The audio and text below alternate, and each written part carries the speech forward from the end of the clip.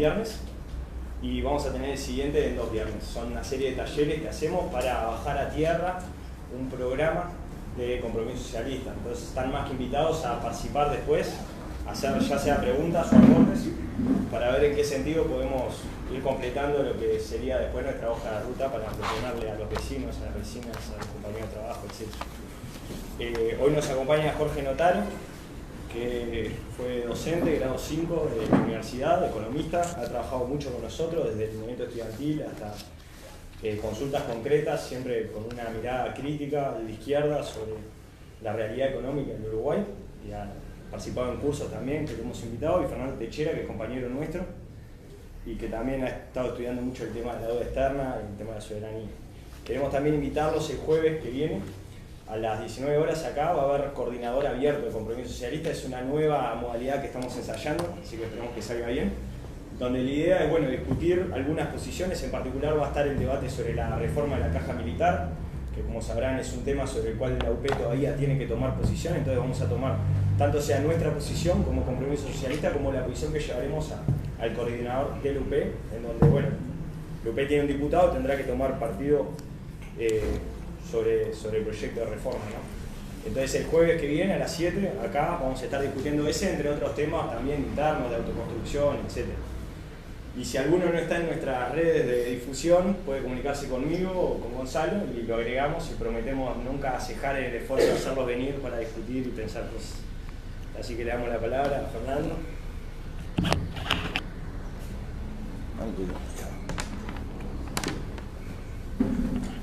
Bueno, buenas noches, compañeros.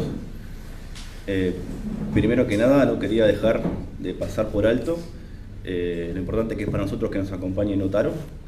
Con Notaro hace muchos años que venimos trabajando a nivel de movimientos sociales, ¿no? De la militancia estudiantil, de la militancia sindical, de la lucha universitaria. Y bueno, el hecho que incluso hoy nos esté acompañando en esta iniciativa que tenemos para nosotros es muy importante, más allá que obviamente para mí como panelista es un desafío estar al lado de Notaro, ¿no? Así que yo humildemente voy a dar una visión que refleja algunas síntesis que hemos tenido desde la lucha social, de la lucha popular, no tanto una visión evidentemente mucho más rigurosa y académica, o en realidad no sé lo que decir Notaro, estoy como un poco diciendo que lo que yo no podría hacer, lo que sí puede hacer Notaro, digamos. Sobre el tema de lo que es la deuda y soberanía, ¿no? Por eso mi exposición va a ser esencialmente coloquial. La primera pregunta que nosotros nos hacemos es ¿qué refleja la deuda, no? Nosotros ahí nos gusta plantear una analogía con un negocio de una empresa, ¿no? Cuando una empresa se endeuda, una empresa tiene que endeudarse para funcionar, para mantener, para cumplir sus obligaciones. Bueno, ahí decimos que esta empresa se está fundiendo, que esta empresa no sirve o que está mal, ¿no?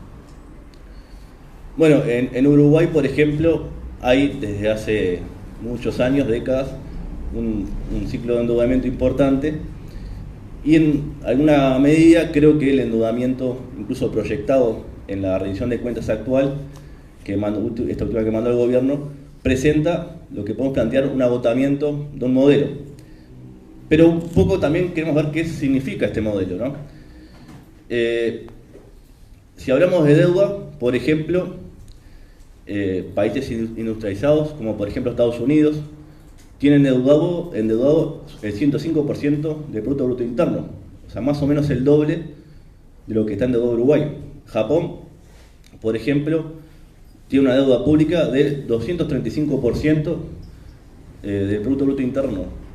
El mundo en general, el mundo en que vivimos, la deuda que tiene el mundo, la deuda pública más la deuda privada, significan el 225% del Producto Bruto Interno Mundial, ¿no? Por eso para nosotros, cuando hablamos del modelo que está agotado, hablamos del capitalismo y hablamos de la deuda como un elemento sintomático de este agotamiento, un modo de producción que, digamos, es un modo de producción que está destinado, desde nuestra perspectiva, a desaparecer. Y nosotros a tirarlo, obviamente, ¿no? Un poco bajando a lo que es la región. La región vivió algunos años de lo que llamamos bonanzas económicas. Nosotros creemos que fue un periodo extraordinario, ¿no? Donde de alguna forma las contradicciones o los problemas a los que estábamos acostumbrados en las economías latinoamericanas un poco no se hicieron tan presentes y por cierto momento apareció de alguna forma la idea de que era posible un desarrollo más humano del capitalismo, la idea de la posibilidad de un crecimiento sostenido y distributivo del capitalismo, ¿no? Bueno, estas ideas para nosotros siempre aparecen en distintos momentos de la historia. Apareció, por ejemplo, en el New Deal norteamericano, en el Estado de Bienestar, en ciertos momentos, en ciertos periodos, que nosotros calificamos como extraordinarios. Estos dos últimos que nombramos corresponden al periodo de posguerra y fundamentalmente de la reconstrucción de la Europa devastada por la guerra. En este periodo extraordinario genera esta cuestión que nosotros planteamos que utópica. Nosotros vamos a partir del principio que no se puede, dentro de este marco, este modo de producción, tener una economía sostenida, que crece, que distribuye, etc. Más bien, la tendencia es a lo contrario.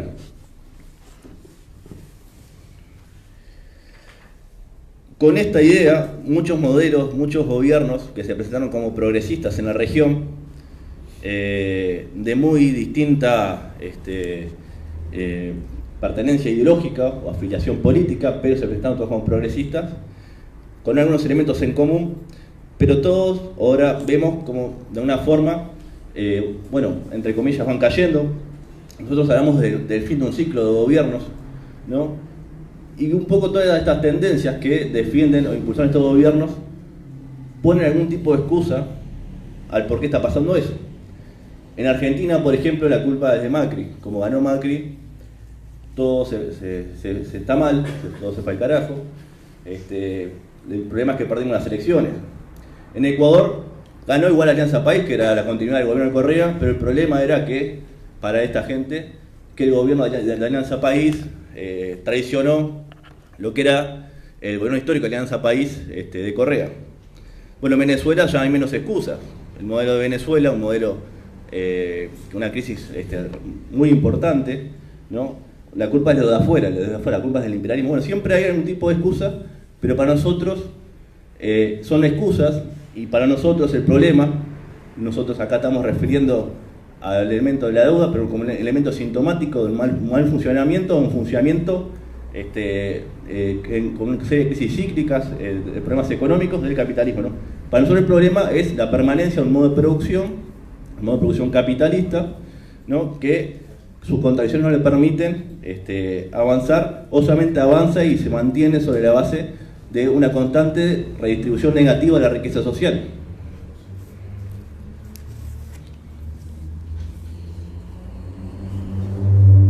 ¿Por qué para nosotros es importante el problema de la deuda? Bueno, nosotros, desde la perspectiva del problema de la lucha social, siempre la tenemos presente. Cuando este año salimos a marchar por presupuesto, salimos a luchar por presupuesto para la educación pública, por ejemplo, tuvimos que salir a defender que se asignara en el presupuesto nacional la reivindicación que tenía el movimiento vasto y heterogéneo de defensa de la educación pública, de la asignación del 6% del presupuesto para ANEP y UDELAR. Y ahí salimos a plantear, a criticar en qué gastaba el Estado, ¿no? ¿Dónde se iba esa plata, no?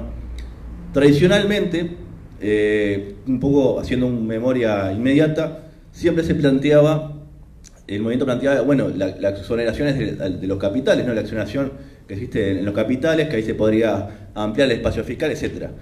Pero me parece que el tema de la deuda lo habíamos dejado un poquito de lado. El tema de la deuda se dejó de lado en general desde hace 10 años, cuando antes sí ocupaba un lugar prioritario en las reivindicaciones y en las luchas del movimiento popular. La priorizar la deuda social frente a la deuda externa. Y esto es un problema que se va a ir agravando. Un poco ya decía al principio, si uno lee la exposición de motivos de la rendición de cuentas, hay una proyección de cómo se evoluciona o cómo prevé que se evolucione la deuda pública, y es una proyección de aumento de la deuda pública. El déficit fiscal en el Estado se mantiene, la forma que tiene el Estado para subsanar ese déficit fiscal es tomar deuda, así que si el Estado quiere dejar de tomar deuda, bajo las concepciones que tiene el Ministerio de Economía, va a tener que recortar en los sectores como educación, como salud, etc. Bueno, frente a eso, nosotros planteamos la reintegración que hacíamos al principio, la prioridad de la deuda social frente a la deuda pública. Ahora, bien, esto parece una locura porque ¿quién no paga sus deudas? Creo que socialmente está mal visto que alguien no pague sus deudas y nadie plantearía, o por lo menos dentro de ciertas concepciones que yo personalmente no comparto, plantearía no pagar la deuda del Estado. Inclusive dentro de del gobierno sigue siendo un tema tabú. Nosotros, leyendo algunas declaraciones sobre el actual candidato a la presidencia, Oscar Andrade, cuando tocan el tema de la deuda, en una entrevista de las 40 o algo así se llama, de Monteo.com, Andrade plantea: no tenemos margen de endeudamiento, no tenemos margen de decir no pagar la deuda. Si no pagas la deuda te quedas por fuera de los mercados capitales. No tenemos esa posibilidad. O sea, ya está instalado en las concepciones de grandes sectores que tenemos que pagar la deuda y que precisamos nada más y nada menos que los mercados capitales. Bueno, nosotros lo que vamos a intentar es discrepar con esa posición. Discrepar que sí podemos plantear no pagar la deuda y discrepar que es legítimo plantear no pagar la deuda. Primero, queremos diferenciar lo que es el endeudamiento, ¿no? O cómo se genera. Nosotros planteamos que existe un ciclo de endeudamiento particular, ¿no?, que nace en los años 60 con la crisis de rentabilidad del capitalismo y el fin del periodo de posguerra, que permitió una acumulación sostenida y en crecimiento sobre la base de la reconstrucción de Europa. Se termina de reconstruir Europa, se termina ese periodo digamos, extraordinario y comienza la normalidad de las crisis, ¿no? El primer periodo de toma de deuda de los gobiernos de los países, digamos, llamados países en desarrollo, se da en los años 60-70 y es fundamentalmente sobre la base de préstamos sindicados o préstamos privados. La crisis de rentabilidad en ese momento genera un movimiento de capitales hacia el movimiento financiero. Es más rentable guardar la plata que invertir porque la rentabilidad era baja. La sobreliquidez de los bancos exige una salida a los gobiernos, tenemos que sacar nuestra plata porque estamos pagando interés por ella, y los gobiernos, por ejemplo el gobierno norteamericano, empieza a pedirle a los países en desarrollo que tomen deuda, ¿no? Y siempre dice, tomen deuda, etc., ¿no? Esto se da en un marco, digamos, que hay que plantear de una coyuntura especial, que es el marco de los años 60 y 70, y muy especialmente los años 70, lo que eran gobiernos de facto. Es decir, que lo que nosotros planteamos, no nosotros, sino que obviamente estamos tomando trabajo de gente que sabe más que nosotros, el primer periodo de un endeudamiento fuerte comienza, o se profundiza al menos bastante, en los gobiernos dictatoriales, lo que se podría llamar una deuda ilegítima o una deuda también dudosa, ¿no? Esto para nosotros es una primera conclusión. El primer gran golpe de endeudamiento que conlleva luego a las crisis de deuda, ¿no?, de los años 80, se da por una toma de deuda de muchos gobiernos que son ilegítimos. Hay una categoría que interesante que se llama deuda odiosa, que es una categoría que utilizó el imperialismo norteamericano después de la guerra hispano-norteamericana para no hacerse cargo de la deuda que tenía Cuba con Estados Unidos. Estados Unidos planteó que la deuda de Cuba no era legítima, que la deuda de Cuba no la habían tomado los cubanos soberanamente y que esa plata no se utilizó en beneficio de los cubanos y que además la gente que les prestó lo sabía. Por lo tanto, Estados Unidos no pagó esa deuda. Muy interesante que también ese concepto se utilizó luego en la guerra de Irak, ¿no? Cuando, entre comillas, Estados Unidos libró a Irak, Irak tenía una gran deuda con bancos europeos. Esa deuda tampoco se paga, porque se usa el mismo concepto. Saddam Hussein era un tirano, Saddam Hussein se endeudó en nombre del pueblo, Saddam Hussein no era un representante legítimo del pueblo, y quienes le prestaban sabían esto. Entonces esa deuda no era necesario pagarla. Esto es en el siglo, digamos, XXI, ¿no? En el principio del 2000. Esta deuda, que es un comienzo de un ciclo de endeudamiento, nace de deudas que toman gobiernos de facto, en particular en nuestro país, en Argentina, en Brasil y en Chile. El segundo periodo, digamos, en este ciclo particular de endeudamiento que nosotros entendemos, es el periodo de la década de los 90, donde el principal prestamista es los organismos internacionales. Esto, evidentemente, luego de la crisis de la deuda de los años 80, los préstamos, los bancos dejaron de prestarle a los países en vía de desarrollo y entendieron que era un mejor negocio prestarlos a los países desarrollados. Por eso hay un movimiento de capitales, de préstamos desde los países en desarrollo a los países, digamos, entre comillas, desarrollados. Por eso el segundo periodo de endeudamiento es con el Fondo Monetario Internacional, el Banco Mundial, etc., ¿no? Las condiciones para recibir los préstamos, para que el Fondo Monetario, por ejemplo, dé préstamos a los países, era hacer o ya adelante un conjunto de políticas, ¿no? Políticas las cuales condicionaban la economía, es decir, el país precisaba el dinero se tenía que usar fundamentalmente, o muchos de los casos, para pagar una serie de deudas o vencimientos de pagos, ¿no? Y el fondo te decía, bueno, te presto, pero tenés que hacer que esto lo pase más, ¿no? Y para eso tenés que hacer estas políticas que te estoy diciendo. Las políticas del Fondo Monetario Internacional, o también llamadas neoliberales, tenían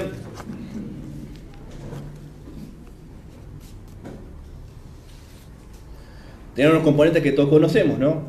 La apertura comercial y cambiaria, liberalización financiera, reformas tributarias. El tema de reformas tributarias es un tema bastante importante porque hay un movimiento de la tributación a la inversión hacia el consumo, para promover, obviamente, en esa cabeza, promover la inversión, el dinamismo del mercado, etc.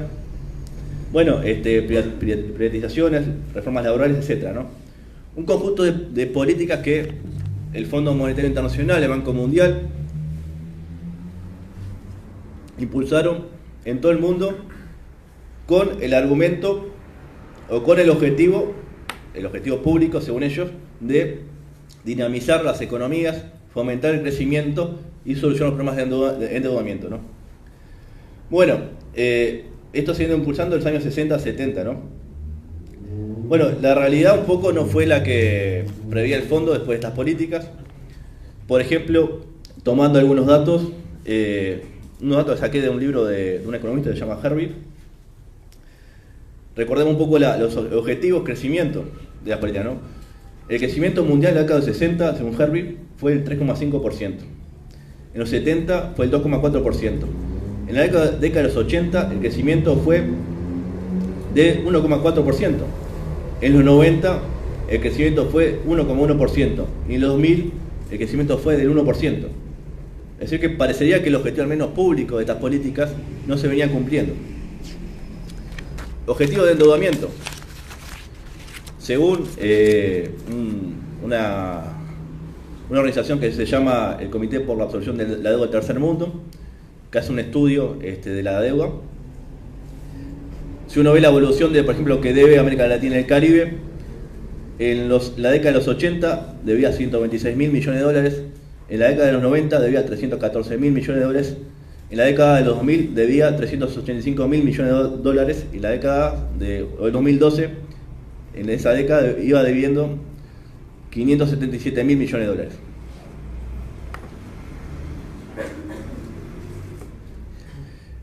Bueno, parecería que al menos los objetivos que se plantean públicamente no se venían cumpliendo.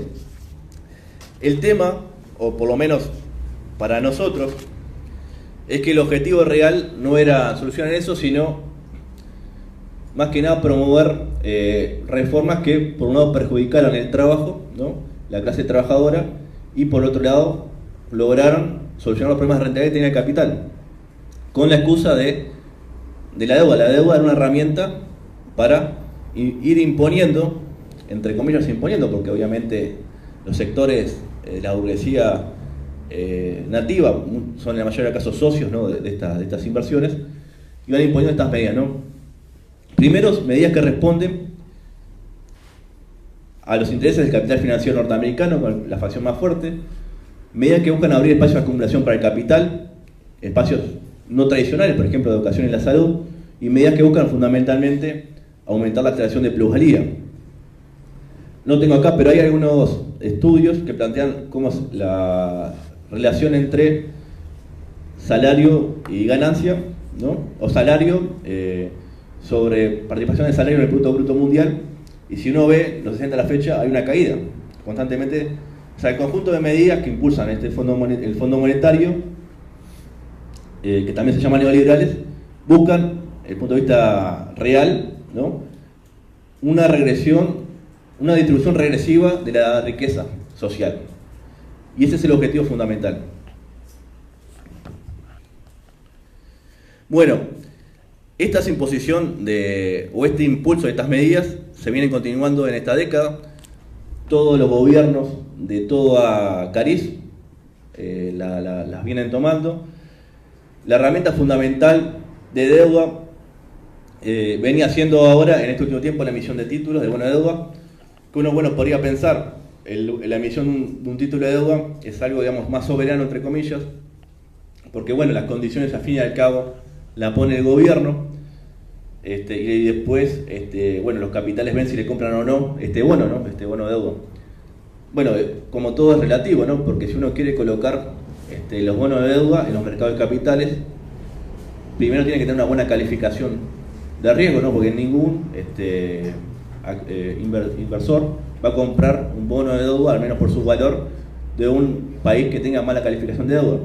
Y entonces, para tener una buena calificación de deuda, las calificadoras, y obviamente también el FMI, nos plantean seguir un conjunto de políticas que, si uno no las sigue y si no mejora distintos indicadores que le plantean, no da esa calificación. O sea, que la deuda, en todo este tiempo, la deuda y la profundización de la desigualdad social y el ataque a la clase trabajadora han ido siempre de la mano.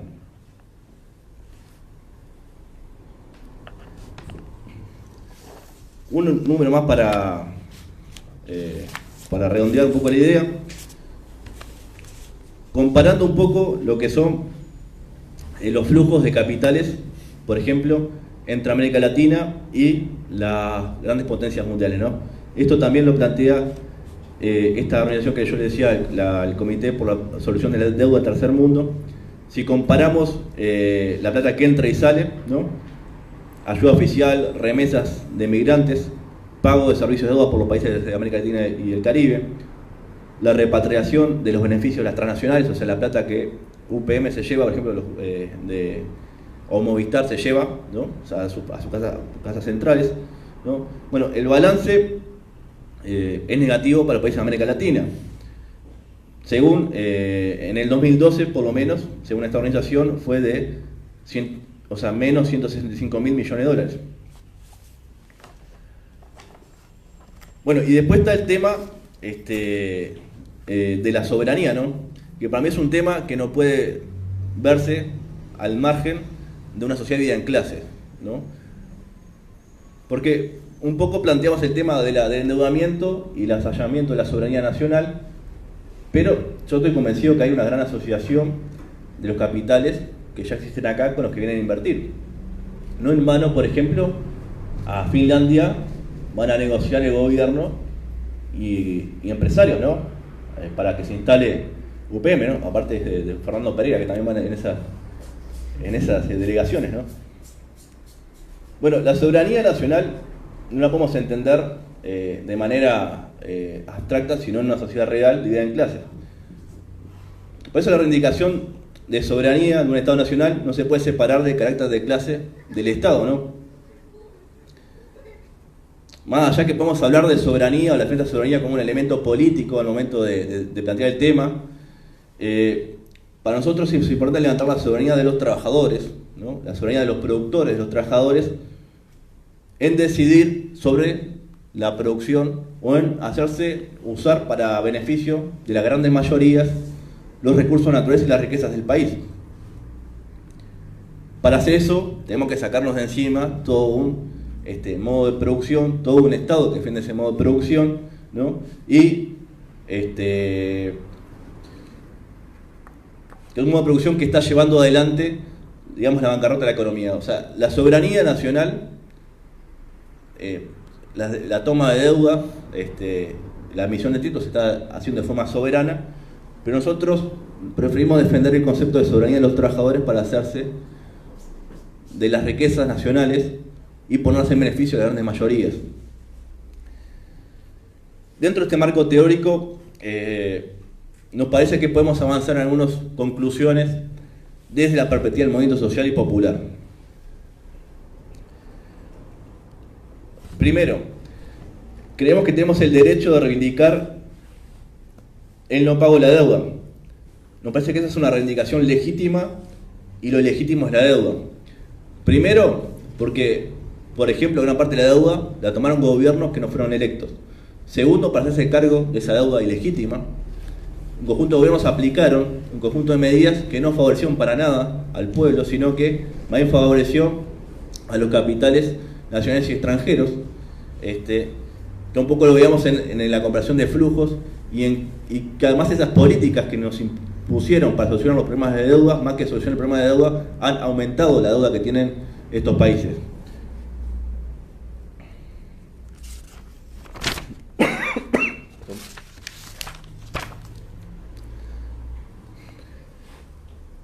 Nos parece que un poco las iniciativas que han habido en otros lugares, como el tema de la auditoría de la deuda, es decir, el estudio de la composición de la deuda de un país, con una gran participación de los actores sociales, sindicales, del movimiento popular en general, puede ser una reivindicación tomable y proponible hacia el movimiento social y popular. Esto en algunos países dio frutos y demuestra que se puede negociar de manera firme o con cierto grado de firmeza, lograr resultados, aunque sean pocos. Un caso es Ecuador. Ecuador en el 2006 hizo una auditoría de la deuda y pudo reducir su deuda en un 60%. Es decir, desde el plano más reformista hay salidas más avanzadas de las que se plantean desde algunos candidatos de que no se puede no pagar la deuda. Sí se puede no pagar la deuda, se puede auditar, se puede investigar, se puede definir desde un punto de vista legal que es legítimo que paguemos, por ejemplo, ¿no? Pero, en realidad, un poco para terminar, más allá que podamos resolver momentáneamente el tema de la deuda, yo un poco hablaba de Ecuador, ¿no? Cómo en el 2006 logró hacerlo, ¿no? La situación de Ecuador hoy es igual o peor que en el 2006. O sea, un poco las lógicas de mercado, del capitalismo, impusieron las mismas dinámicas y hoy Ecuador está impulsando para pagar la deuda, para reducir el déficit fiscal, medidas de un ajuste brutal, ¿no? Están planteados despedir 75.000 funcionarios públicos. La idea del gobierno de Lenín Moreno es que estos funcionarios públicos los reciba el mercado privado, y para promover esa recepción está haciendo una reforma tributaria para sacarle impuestos al capital, para promover eso. O sea, lo resolvió en 2006, 10 años después, el mismo o peor problema. Por eso, la única forma de solucionar el problema de esta crisis económica, de estos problemas económicos, de injusticia, de desigualdad social, es en definitiva cambiar el modo de producción que lo genera y no de una forma dar algún apoyo puntual o alguna medida concreta que quizás en algún momento, aunque más avanzada en muchas cosas que se nos presentan, es siempre transitoria. Bueno, eso no.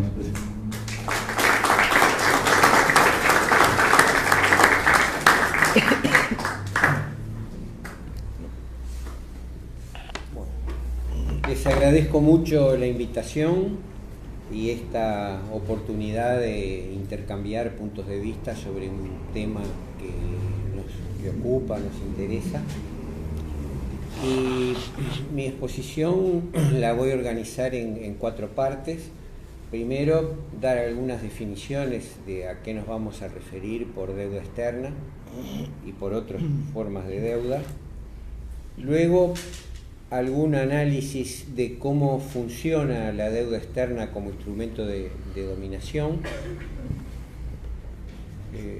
Un tercer punto que sería revisar la situación del Uruguay con relación al tema y brevemente la situación de América Latina, sobre la que Fernando ha dado abundante información y análisis. Y finalmente plantear también algunas, más que conclusiones, yo diría algunas interrogantes sobre cómo abordar el problema de la deuda y el problema de la política económica en general, no solo de esa decisión de pagar o no pagar, sino también de otras. Entonces, empezando por el principio, lo que yo entiendo por deuda externa, siguiendo las convenciones internacionales y que a su vez son un resultado de los manuales que elabora el Fondo Monetario Internacional y todos los países del mundo aceptan y utilizan. Entonces, en estos manuales se define como deuda externa la deuda que se establece entre instituciones o personas residentes en un país con instituciones o personas que no residen en ese país.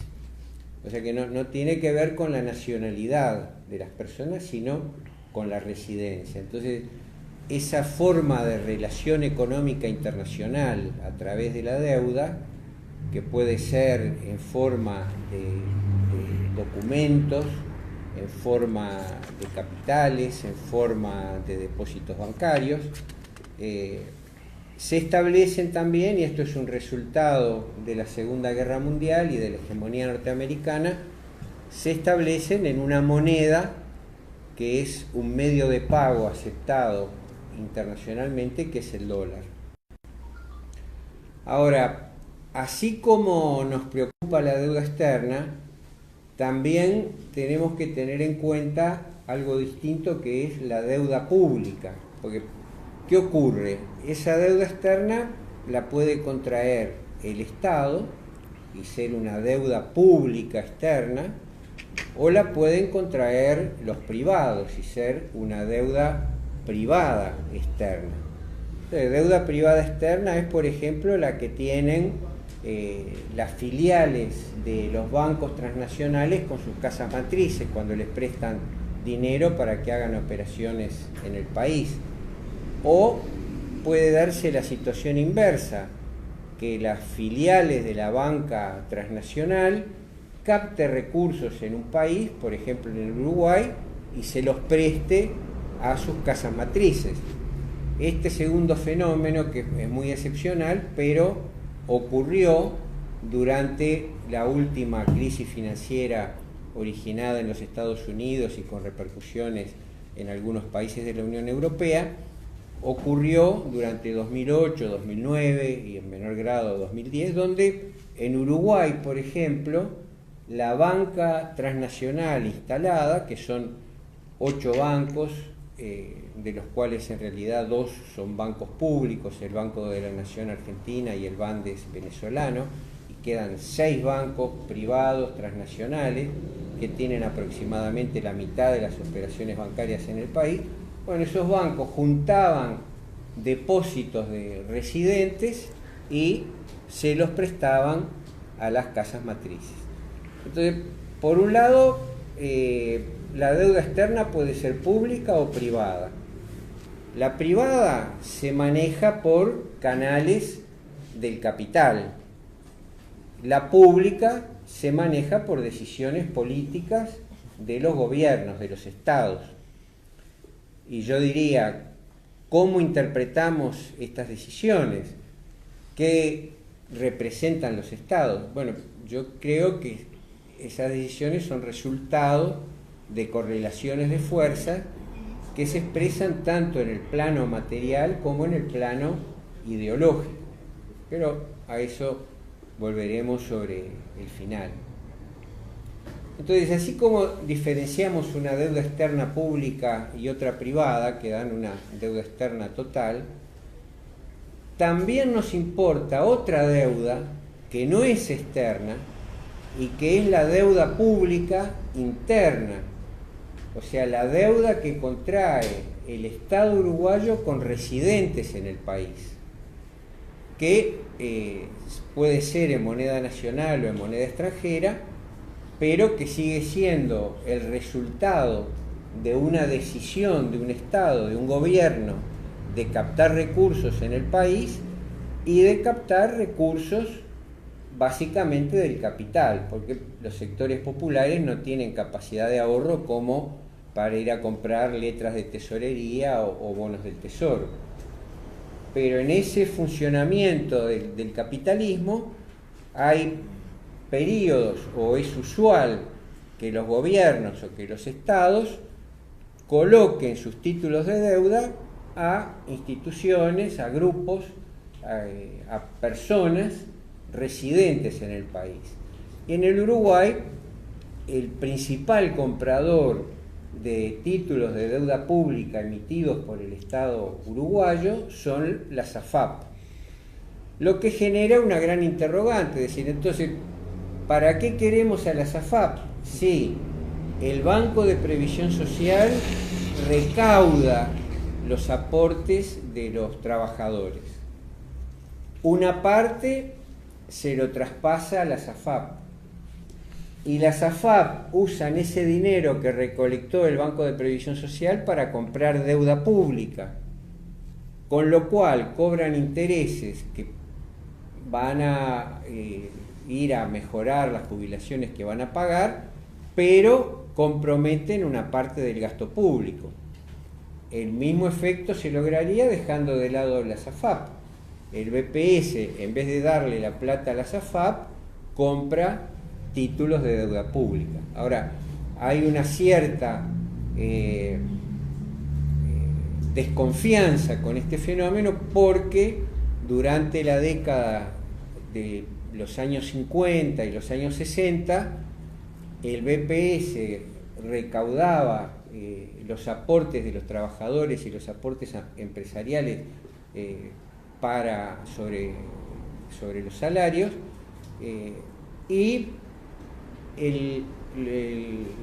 lo que es hoy el BPS, lo que en aquel momento eran las cajas de jubilaciones de la industria y comercio, la caja rural, la caja civil, eran lo que podríamos llamar empapeladas, o sea, los gobiernos los obligaban a comprar los títulos de deuda pública que luego la inflación los licuaba y estas cajas de jubilaciones, estas instituciones de seguridad social quedaban desfinanciadas, quedaban vaciadas, quedaban licuados sus recursos por el efecto de estas inflaciones galopantes que tuvimos durante esos periodos.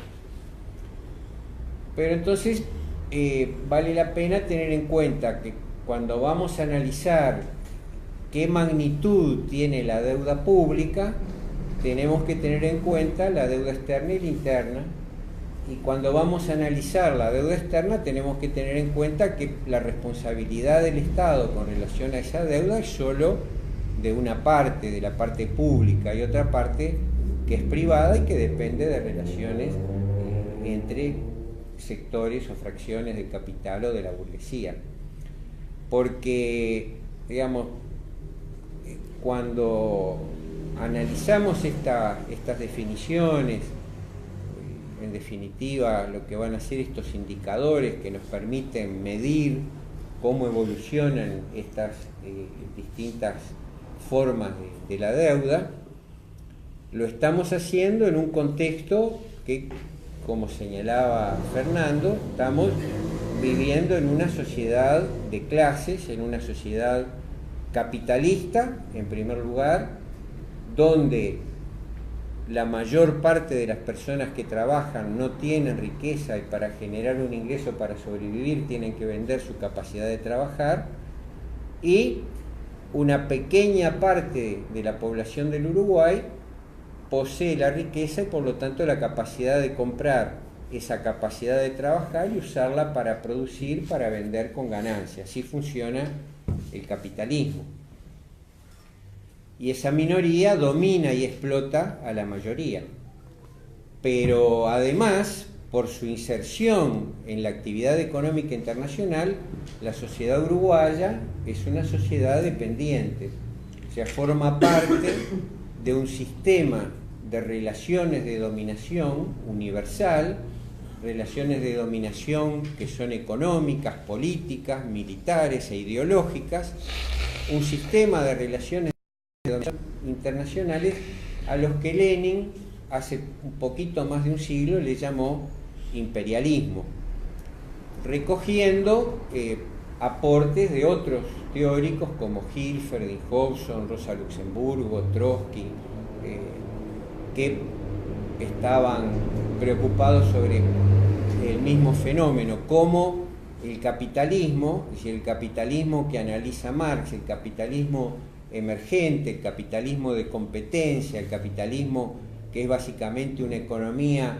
que funciona donde las relaciones con el resto del mundo son secundarias, no son centrales, donde la exportación de capital es un fenómeno marginal, donde las instituciones financieras, los bancos, el capital de crédito que le llama Marx, es también secundario, existe, se incorpora, es decir, ese capital, esa deuda que toma la burguesía básicamente industrial para aumentar la acumulación de capital, se hace sobre la base de un cálculo muy sencillo, es decir, si las ganancias surgidas de la plusvalía que me permite este crédito y esta deuda que tomo son mayores que la tasa de interés que tengo que pagar, entonces vale la pena pedirle un crédito al banco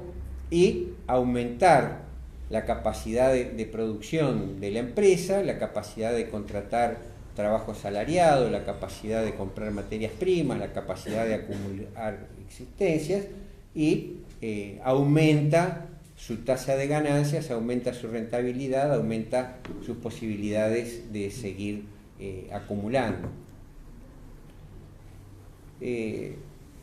Cuando nos referimos a esta idea de capitalismo, de una fase imperialista del capitalismo, independientemente que en el siglo transcurrido desde que Lenin publica su trabajo han habido múltiples cambios, yo creo que, y no quisiera entrar en esos aspectos porque nos llevaría hacia otro lado la reunión, no podemos desconocer que en un siglo han habido múltiples cambios en la economía, en la sociedad, en la ideología, en el terreno militar. O sea, la Segunda Guerra Mundial dejó a los Estados Unidos como potencia militar hegemónica, la desaparición de la Unión Soviética aumentó esta hegemonía. Hoy nos podemos preguntar si China o la alianza China y Rusia pueden limitar esa hegemonía militar. Sabemos que está muy lejos el armamento chino y ruso comparado con la capacidad del armamento norteamericano, o sea que esa hegemonía militar se mantiene, pero de todos modos podemos hacernos ese interrogante. Desde que Lenin, en el momento que Lenin escribe su folleto, su trabajo, dice que en este sistema, en esta fase imperialista del capital, además de los países imperialistas y sus colonias, porque la mayor parte de las regiones de Asia y África habían sido convertidas en colonias por un puñado de potencias, básicamente Inglaterra, Francia, en menor medida los Países Bajos, Italia, España, Portugal. Estos países se habían repartido el mundo, habían instalado sus representantes para gobernar distintas regiones. Entonces, estos países que no tenían gobierno propio, estas regiones que no tenían gobierno propio, que Lenin llama países coloniales, colonias, además de estos dos grupos, Lenin señala que hay un tercer tipo de países que son países que formalmente tienen autonomía, pero que son dependientes porque están sometidos o están condicionados por una red de relaciones financieras y diplomáticas. O sea que la idea de que un gobierno de un país que puede ser electo por voto secreto y universal, como elegimos nosotros a los gobernantes desde el retorno a la democracia, eso no quiere decir que ese gobierno sea soberano o sea autónomo, porque puede ser dependiente si es que está envuelto en esa red de relaciones financieras y diplomáticas.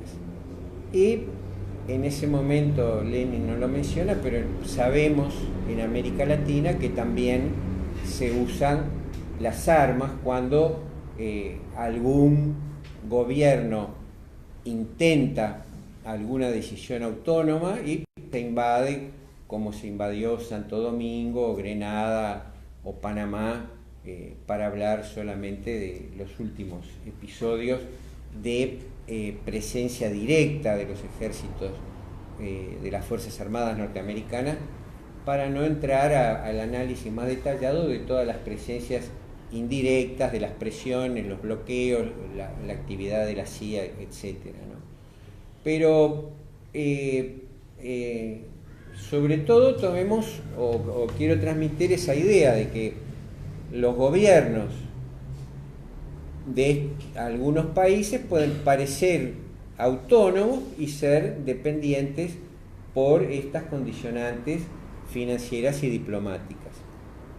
Eso lo supo José Valle Ordóñez cuando hizo lo que yo le llamaría la nacionalización de la banca, porque le dio el monopolio de los seguros al Banco de Seguros del Estado, le dio el monopolio de las hipotecas al Banco Hipotecario, también estatal, creó el Banco República y las hipotecas y los seguros eran hasta ese momento un negocio de capitales franceses e ingleses, de modo que Valle tuvo que soportar la presión diplomática de los embajadores de Francia y de Inglaterra en el Uruguay, exigiendo que se respetara el mercado y los negocios de sus capitales y que no avanzara el Estado sobre esas áreas,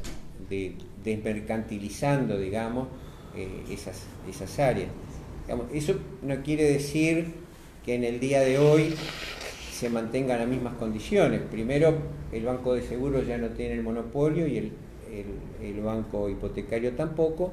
Y en segundo lugar, el hecho de que esos bancos, y aún el Banco República, sean de propiedad del Estado, no quiere decir que operen cumpliendo un servicio público en función de intereses populares, sino que, desde mi punto de vista, han sido ganados ideológicamente, entonces sus criterios de gestión son los mismos que los de la banca privada.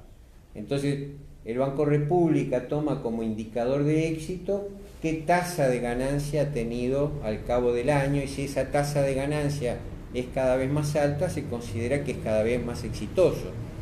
Desde mi punto de vista, es al revés, porque cuanto más gana el Banco República, ¿de dónde sacó esa plata? Se la sacó cobrándole créditos caros a sectores populares que les podría haber cobrado créditos un poco más baratos. Y esas formas de dependencia, o dentro de los instrumentos para ejercer esa dominación, uno de los instrumentos económicos o financieros es la deuda externa.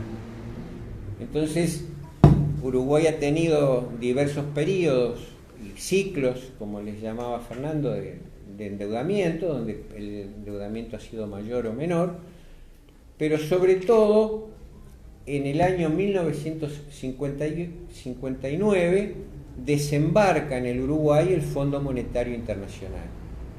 O sea, la economía uruguaya era una economía que generaba lo que se llama un cuello de botella, un estrangulamiento externo. El Uruguay generaba moneda extranjera exportando productos agropecuarios, básicamente carne, cuero y lana, y con esos dólares que conseguía tenía que financiar el combustible, las materias primas y los bienes de capital para el desarrollo de la industria. Cuando el agro, la actividad, la producción ganadera se estanca, no se consiguen los dólares necesarios y ahí se fue a recurrir al Fondo Monetario. El Fondo Monetario fue una de las instituciones financieras creadas a la finalización de la Segunda Guerra Mundial. Cuando finaliza la Segunda Guerra Mundial, los países se reúnen, surgen las Naciones Unidas, se reúnen para reorganizar y darle fluidez a la actividad económica y a las relaciones económicas internacionales entre países. Entonces, como parte de estas preocupaciones, surgen o se crean dos instituciones. El Fondo Monetario Internacional, que tendría como finalidad dar créditos de corto plazo a países que tuvieran dificultades de pagos externos y que por lo tanto podrían caer en incapacidad de pagos o tener que contraer sus importaciones y generar un conjunto de problemas en el funcionamiento de sus economías. Entonces, el Fondo Monetario vendría en su ayuda, dándole un préstamo para que las economías pudieran mantener su nivel de importaciones y hacer frente a sus deudas. Y lo que en aquel momento se llamó el Banco Internacional de Reconstrucción y Fomento, que luego de algunas transformaciones es lo que hoy conocemos como Banco Mundial, se creó con el objetivo de dar créditos de largo plazo para que los países con baja capacidad de ahorro, o sea, los países dependientes, tuvieran la posibilidad de acceder a un financiamiento para invertir en infraestructura, desarrollar sus carreteras, sus puertos. En principio, uno puede decir qué objetivos tan nobles y qué instituciones tan democráticas, es decir, producto del consenso de los países que participaron, alrededor de 80 de esas reuniones. Pero cuando uno va un poquito más allá, se da cuenta o se percibe que ni el Fondo Monetario ni el Banco Mundial son ni democráticos ni benefactores de los países dependientes y de sus pueblos. ¿Por qué? Primero, porque en las dos instituciones el sistema de toma de decisiones es similar. Los países que participan de las instituciones tienen los derechos de voto en proporción al capital que aportan.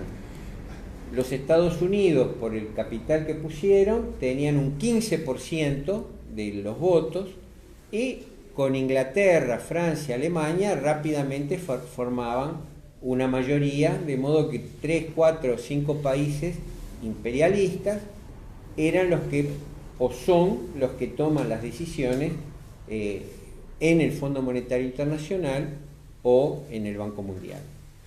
Y en segundo lugar, tampoco eran benefactores porque los créditos estaban sometidos a lo que se llama condicionalidad, algo a lo que hizo referencia Fernando en su exposición, es decir, el Fondo Monetario presta, pero le dice a los gobiernos, ustedes llegaron a esta situación porque han cometido un conjunto de errores.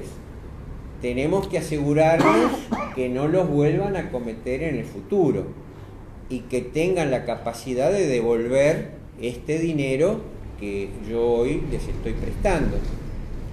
Y eso es lo que se llama las políticas de ajuste. Los últimos ejemplos más dramáticos los tuvimos en Grecia y actualmente en la Argentina.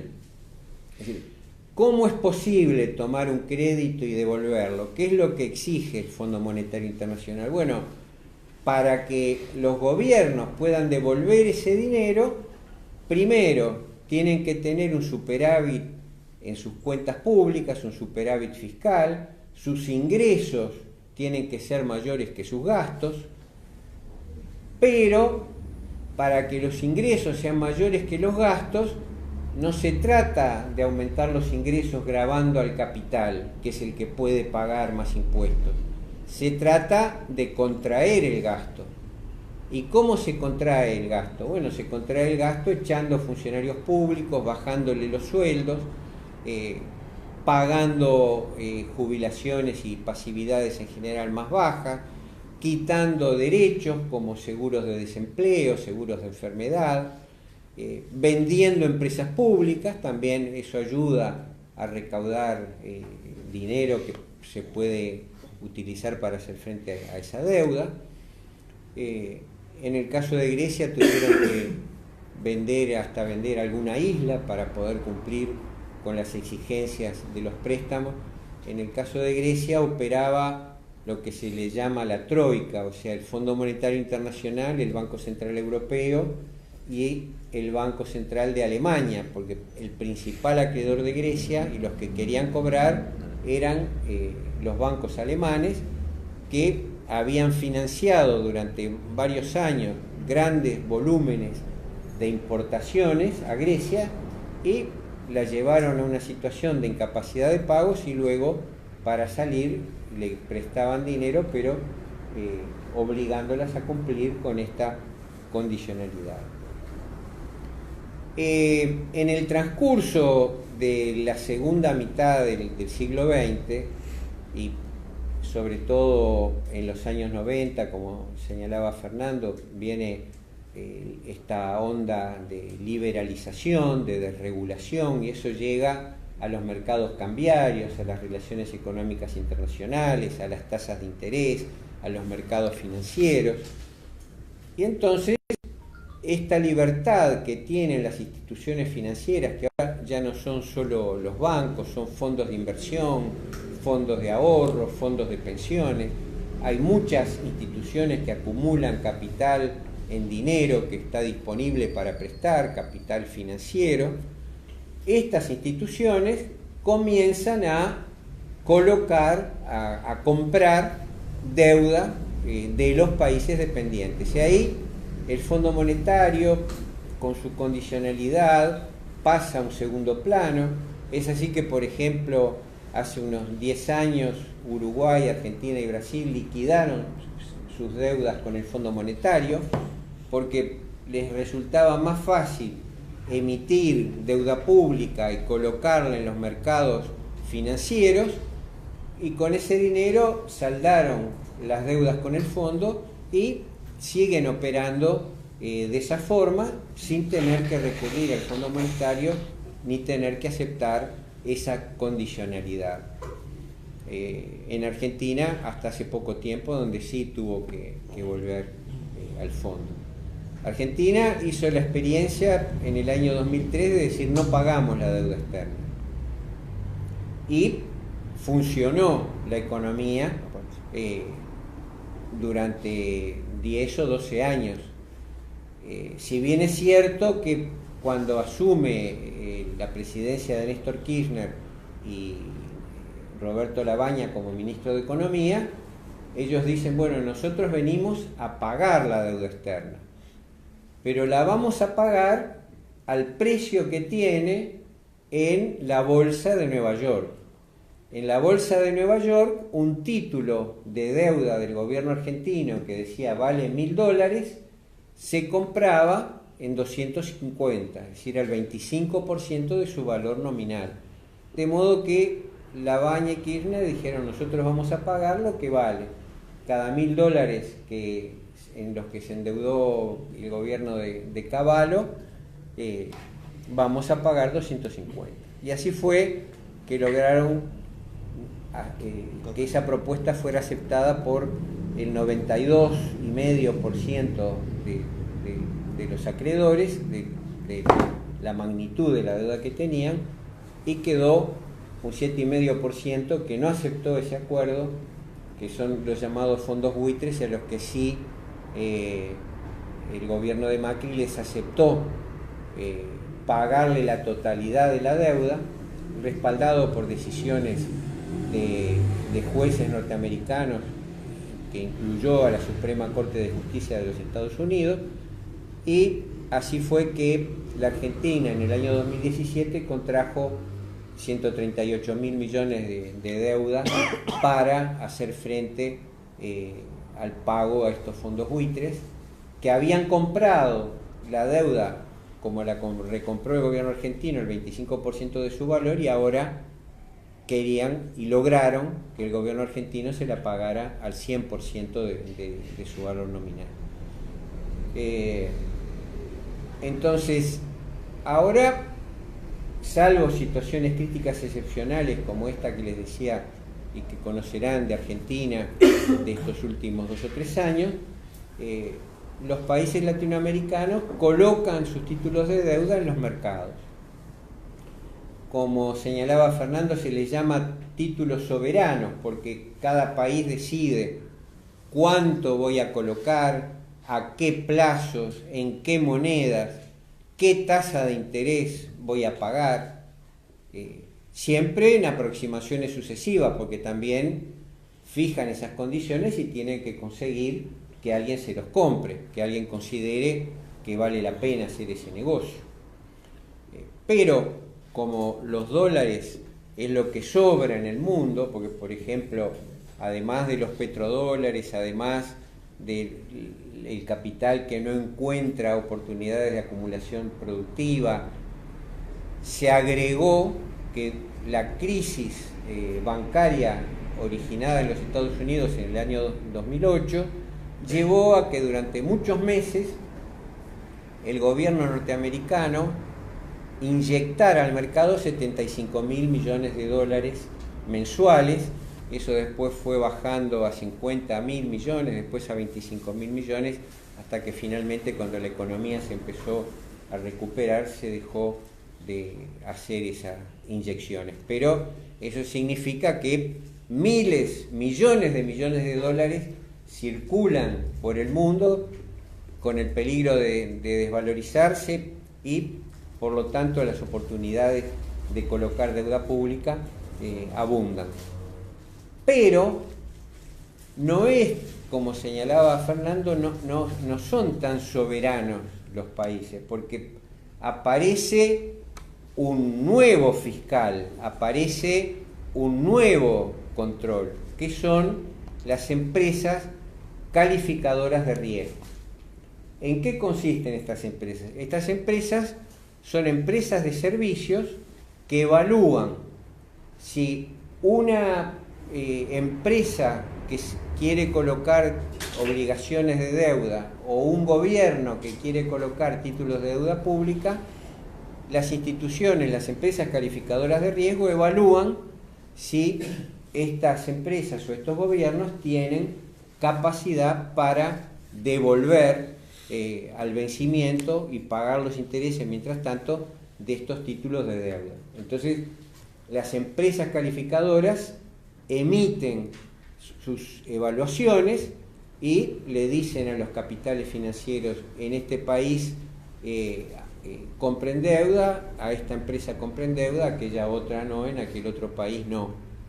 Entonces ahora vemos que el equipo económico, el Poder Ejecutivo y el gobierno en general está pendiente de las opiniones de las instituciones calificadoras de riesgo, porque si estas instituciones hacen una calificación negativa, va a ser difícil colocar títulos de deuda pública, y va a ser, en caso de que se coloquen, va a haber que pagar tasas de interés mayores. ¿Cómo andamos de tiempo? ¿Repasados? ¿Estamos ahí? ¿Sí? Para... Bueno, dejamos por ahí. Sí, dos cositas más. Una, revisar rápidamente las los datos de Uruguay, o sea, la deuda, para ir, no tomar todos los indicadores, para ir a la deuda pública que en el año 2004, o sea, en el año previo a asumir el gobierno del Frente, era de 13.900, o sea, prácticamente 14.000 millones de dólares, deuda pública, o sea, externa e interna.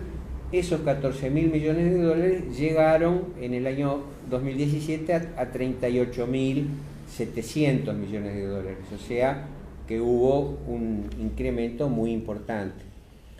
Y como los dólares pueden ir perdiendo valor a través del tiempo y no ser una unidad de cuenta y de comparación, y tampoco la magnitud de la deuda es suficiente para tener una idea de qué significa para la economía de un país, se acostumbra a medir esta deuda con relación al Producto Interno Bruto, que es un indicador de los ingresos que se generan en una economía durante un año. Como mencionaba Fernando, los Estados Unidos, por su hegemonía militar, por su imposición del dólar como moneda, puede tener una deuda que es el 75% del PBI, aproximadamente, ¿no? Una deuda pública. Sí. Y en Japón puede ser más del 100% del PBI. En el Uruguay se ha llegado en los años 2016 y 2017 a un 64-70% del PBI, y si se toma la deuda neta, es decir, se deducen las reservas, el oro, el dinero, los depósitos en el exterior que tiene el Estado uruguayo, esa deuda neta sobre el PBI llega a un 31% en el año 2016 y un 33% en el año 2017. Por último, cuando tenemos que tomar la decisión de pagar o no pagar la deuda externa como decisión de política económica, depende de, primero, cómo visualicemos las decisiones de política económica. Es decir, ¿creemos que dependen de la voluntad de un gobierno o creemos que son producto de una correlación de fuerzas? ¿Qué es el Estado? Lenin decía, es el comité administrador de negocios de la burguesía, pero los contrarios también juegan, o sea, los sectores populares organizados, movilizados, presionan, y también presionan las clases dominantes. Entonces, y también presiona el capital imperialista, y presiona a través de medidas económicas, a través de medidas políticas y a través de ideología. Esa incorporación de la idea de que no se puede dejar de pagar la deuda externa que señalaba Fernando, es parte de una ideología mucho más amplia, que es la que lleva, por ejemplo, a que la gestión de las empresas públicas tomen como criterio de gestión la rentabilidad que van a tener, de modo que no tiene ningún sentido que el Estado tenga una empresa si después va a funcionar igual que las empresas privadas. Pero entonces, si queremos cambiar las decisiones de política económica, y entre ellas las decisiones sobre deuda externa, tendremos que cambiar la correlación de fuerzas y construir, yo diría que construir el sujeto revolucionario capaz de impulsar la superación del capitalismo y modificar la clase dominante y sustituirla por lo que ahora son la clase o las clases dominadas. Y eso implica no solo derrotar a los pequeños capitales locales, sino también derrotar al capital imperialista, derrotar a la hegemonía de los Estados Unidos y del capital financiero.